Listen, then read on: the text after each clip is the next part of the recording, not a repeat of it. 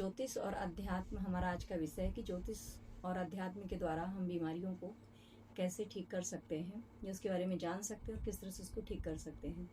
YouTube में तो ज्योतिष के बारे में सभी लोगों ने जाना है, ऊपरी जानकारी लगभग सभी को है। तो ज्योतिष हमारा जो है नवग्रह और 12 राशियों से मिलकर बना है। 12 राशियाँ होती हैं, 12 राशियाँ 12 भावों में होती हैं। इस तरह से इन भावों में उन ग्रहों का जो प्रभाव होता है और उन ग्रहों की जो क्वालिटी होती है और जो भावों की क्वालिटी होती है, उससे जो है हमारी बीमारियों का पता चलता है। यदि आज हम बात करें हार्मोनल बीमारियों की, तो हार्मोन से रिलेटेड जो बीमारियां होती हैं, जैसे महिलाओं में ज़्यादातर हम बहनों को होती हैं प्रॉब्लम्स, हार्मोन्स प्रॉब्लम, जैसे पीरियड्स में प्रॉब्लम, बहुत ज़्यादा ब्लड जाना, रुक रुक के होना, बहुत ज़्यादा पीरियड्स रुक के होना, बहुत सारी ऐसी समस्याएं होती हैं, थायराइड हो गई, और ये सब जो है हमारी ग्रहों के प्रभाव से होता है। खासतौर पे मंगल, जो कुछ ऐसे ग्रह होते हैं पापा ग्रह, जैसे मंगल, शनि और राहु, ये ऐसे ग्रह हैं जिनके प्रभाव से हमें बहुत ज़्यादा समस्याएं होती हैं, जो हमारे ग्रहों को या भावों को जब ये प्रभावित करते हैं। आज के समय में यदि हम देखें तो शुगर यानी डायबिटीज़ जो ज़्यादातर लोगों को है, तो ये बीमारी भी जो है वीनस के ही पीड़ित होने से होती है, शुक्र के पीड़ित होने से होती है। जब और कुछ जब हमारे जो वीनस होता है, हमारा जो शुक्र होता है, जब ऐसे पापा ग्रहों से पीड़ित होता है, तो हमें इस तरह की बीमारियां, हार्मोनल बीमारियां होती हैं, और भी बहुत सी बीमारियां होती हैं। खासतौर पे जब इनका कनेक्शन लग्न, द्वितीय, छठे, अष्टम से होता है। यदि वीनस में यदि शनि का प्रभाव है, वीनस में यदि पापा शनि की दृष्टि है, युति है, तो शनि के साथ होने वाली जो बीमारियां होती है, लंबे समय तक चलने वाली बीमारियां होती है। इसमें खासतौर पे जैसे कि डायबिटीज हो गई, हार्मोनल प्रॉब्लम में जैसे पीरियड्स रिलेटेड जो बीमारी, यदि इसमें मंगल का प्रभाव आ गया तो बहुत ज़्यादा ब्लड का जाना, बहुत ज़्यादा ब्लीडिंग होना, ऐसी समस्याएं होने लगती है। इस तरह से बहुत सी प्रॉब्लम्स हैं। यदि जब हम चार्ट देखेंगे तो इस विषय पर हम डिटेल से बात करेंगे। और आज ये तो हो गई हमारी ग्रहों से और ज्योतिष से रिलेटेड बातें, जो ऊपरी बातें हैं, लगभग बहुत लोगों को पता है, और जब हम चार्ट निकालेंगे तो उस पर हम डिटेल से बात करेंगे। और जब ये प्रभाव भी हमारे ऊपर तब आता है ग्रहों का, जब उन ग्रहों का दशा, महादशा और अंतरदशा आती है। प्रत्यंतर प्राण सूक्ष्म हम बहुत गहरा लेते हैं, बट जब महादशा, अंतरदशा चलती है तो लंबा चलता है, और इसके बाद ये प्रॉब्लम लंबे दिनों तक चलती रहती है। तो उससे हम इन बीमारियों को देख लेते हैं।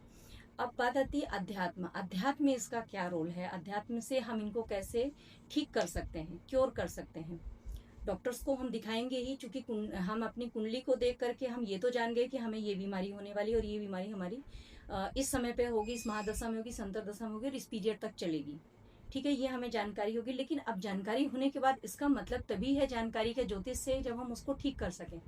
ठीक करने के लिए अध्यात्म हमारी सबसे बड़ा रास्ता है। अध्यात्म में कैसे, ये बहुत इंपॉर्टेंट बात है। यदि हम बात करें तो भगवान श्री कृष्ण ने अध्यात्म में ध्यान की क्रिया को बताया है। योगी राज इसीलिए उन्हें कहा गया, और उन्होंने योग की क्रिया को बताया है। इसी के माध्यम से हमारे जो पुराने ऋषि मुनि थे, इन्होंने जो है अपनी इंद्रियों को कंट्रोल किया। इसके लिए, इंद्रियों को कंट्रोल करने के लिए जो हमें सबसे बड़ी जो अध्यात्म की क्रिया है, वो कुंडलनी जागरण है, जो एक जीवंत क्रिया है, लिविंग प्रोसेस है। कुंडलनी जागरण के माध्यम से ही हम अपने संपूर्ण प्रॉब्लम्स को दूर कर सकते हैं, क्योंकि हमारा जो ये शरीर है, ये पंच तत्व से बना हुआ है, और यही पंच तत्व से रिलेटेड हमारे सभी ग्रह हैं। और हमारे इस सूक्ष्म शरीर में 3 नाड़ियां और 7 चक्र होते हैं।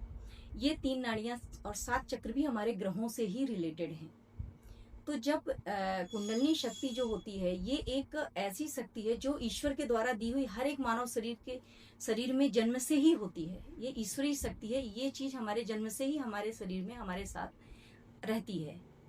तो और ये इसकी जागृति जो है ईश्वरीय कृपा के द्वारा होता है। तो जब अपने 3 नाड़ी 7 चक्रों में इनबैलेंस होता है, इनबैलेंस कब होता है, जब हम भौतिक अपनी जिम्मेदारियों को निभाते हुए बहुत सारे ओवर प्रेशर्स में आ जाते हैं, ओवर प्रेशर आता है हमारे ऊपर, ये बहुत सारी क्रियाएं करते हैं, उस वक्त हमारे ये चक्र प्रभावित हो जाते हैं। और जब ये बहुत ज्यादा खराब हो जाते हैं, तब हमें वो बीमारी के रूप में सामने आते हैं।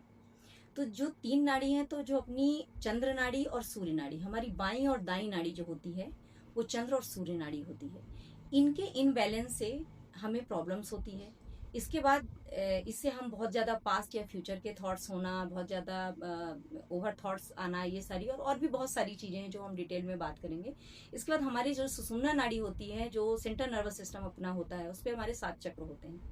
तो जैसे मैंने अभी बात की आपको हार्मोन्स की, तो हार्मोन्स में हमारा जो पहला चक्र, इसमें एक एक चक्र 7 चक्र होते हैं, सातों चक्रों में 7 ग्रह होते हैं, और जब एक एक चक्र खराब होते हैं उन्हीं से रिलेटेड हमें बीमारियां होना स्टार्ट हो जाती हैं। तो जब हम कुंडली में देखते हैं वो कौन सी बीमारी है, तो उन्हें हम चक्रों के द्वारा किस तरह ठीक कर सकते हैं, अध्यात्म से ध्यान के द्वारा इस चीज को हम जान सकते हैं। तो जब भी कोई बीमारी हो तो उनमें ग्रह यही सारे होते हैं, राहु केतु शनि गुरु, जो सारे प्लैनेट्स होते हैं वही हमारे चक्रों में होते हैं। तो आपको यदि इसके बारे में डिटेल से जानना है, यदि आप जानना चाहते हैं कि हमारे पहले चक्र में जो बीमारियां हैं वो क्यों हैं, उनको हम ध्यान से कैसे ठीक कर सकते हैं, यदि आप इसके बारे में ज़्यादा हमसे और भी जानकारी चाहते हैं और आप चाहते हैं कि मैं और भी वीडियोस बनाऊं, डिटेल में दूं, तो आप प्लीज़ मुझे कमेंट्स में लिखिए, और कमेंट्स में आप बताइए आप क्या चाहते हैं, आपको क्या प्रॉब्लम है, और अपनी कुंडली दीजिए, कुंडली से मैं देखूं उसमें क्या प्रॉब्लम है और उसको ध्यान के माध्यम से कैसे कर सकते हैं।